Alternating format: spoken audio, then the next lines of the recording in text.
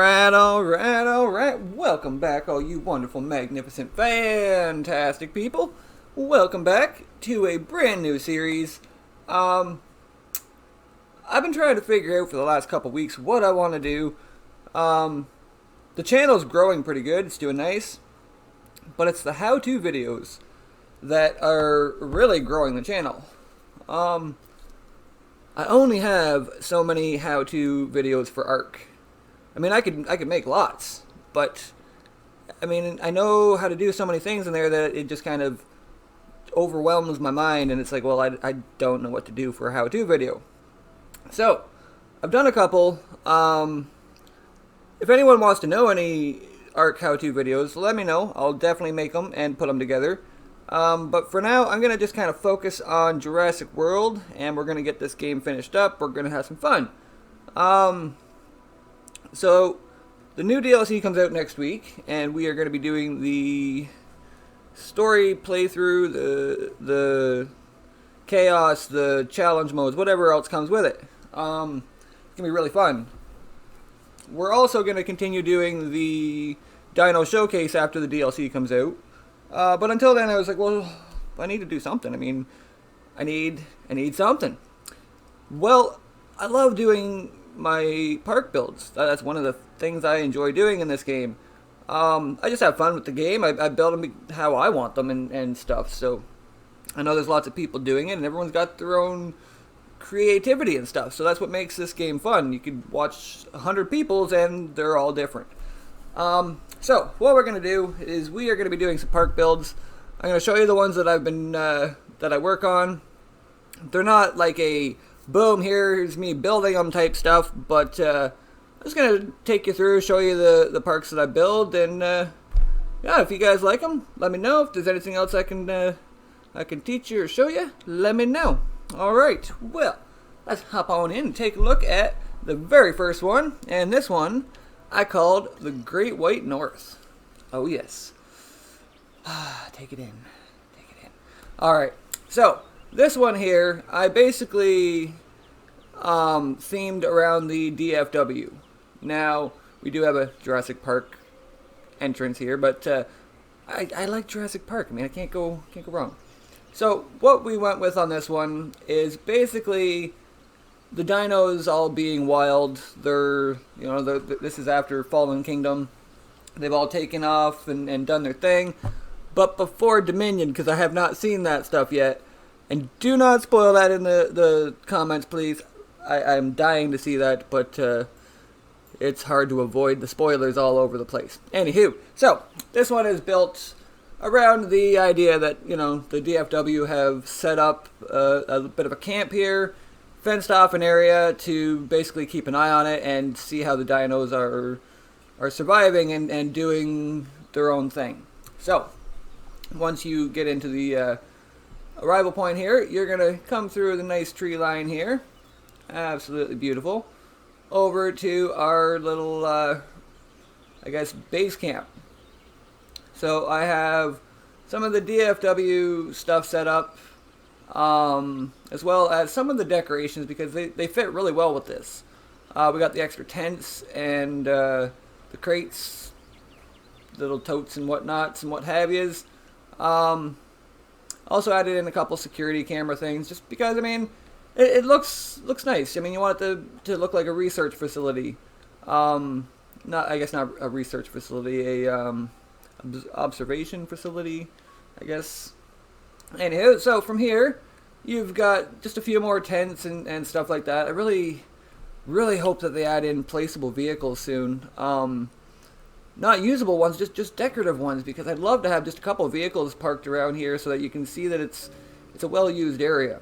Anyways, from here, over on the far side of the trees here, we have the DFW, the Paleo Medical Facility and the Operation. And with these ones here, I went with the Dinosaur Protection Group. Just a little extra skin. I mean, it kind of fits with what we're doing here for the build. I didn't go fancy or crazy on decorations and stuff on this map, because It's supposed to be a natural map. I wanted it to be basically they popped up their stuff. They're just keeping an eye on stuff. They don't, they're not decorating. They're not building food shops and stuff like that because, I mean, they're not permanently here.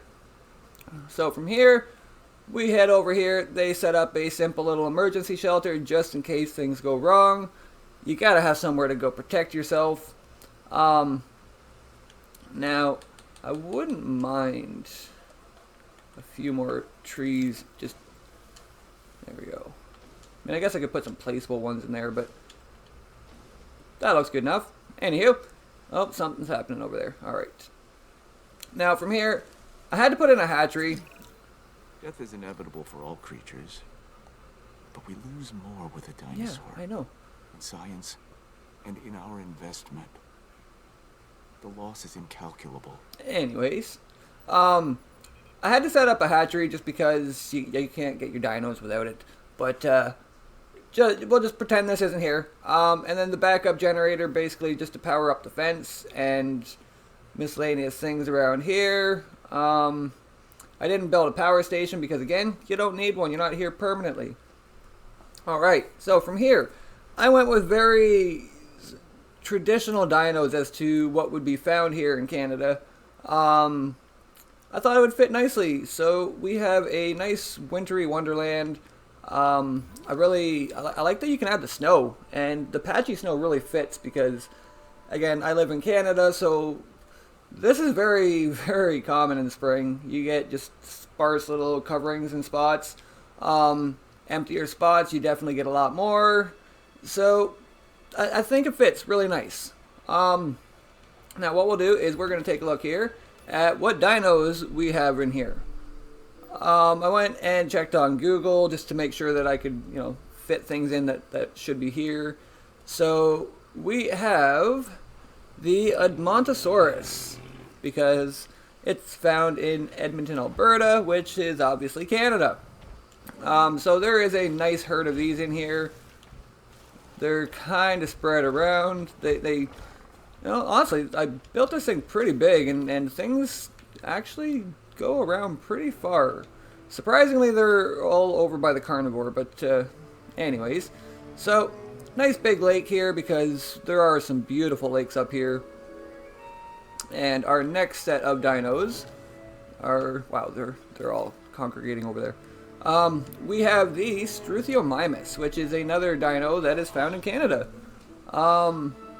These here, there's a nice big herd, flock, whatever you want to call them.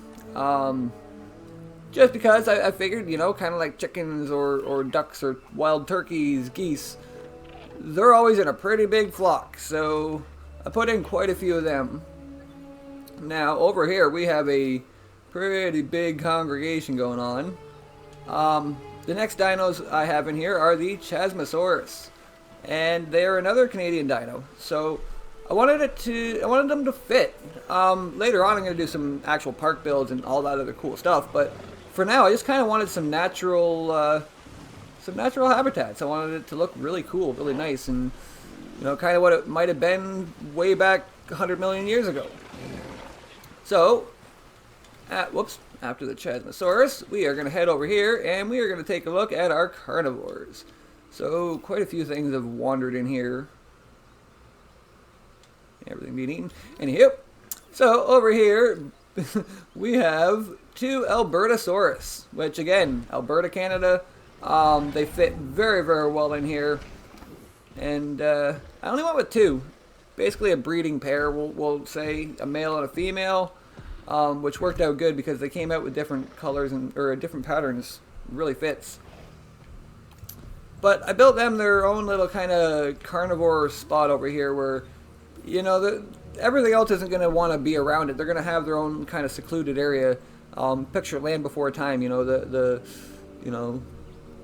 Great Beyond, that's what it was called, where all the carnivores and stuff, where the herbivores kind of tried to stay away from them.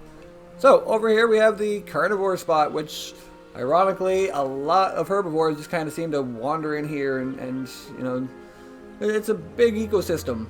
They don't eat everything, but they do eat when they're hungry. This guy's been in a few fights.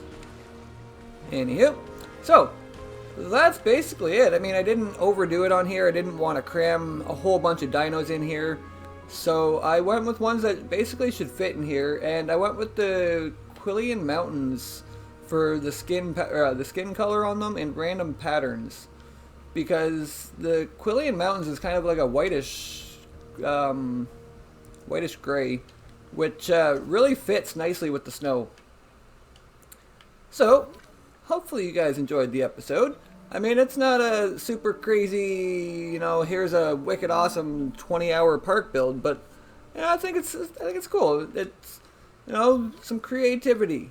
I wanted to build a nice ecosystem, so to speak, and I like it. It works nice. So I'm gonna try doing this with a few different areas, and we'll go from there. After that, we're gonna have some pretty cool park builds, some actual JWE park builds, I guess. I've also got some other ideas. I want to do some dino fights and things like that. So that's my plan. I'm gonna dino it up, because why not, right? Alright guys, well, hopefully you guys enjoyed. If you did, smash that like button for me, hit that sub button if you're new here, tell your friends, share it around. And remember, always stay positive, always be kind to one another, and I will see each and every one of you guys here real soon.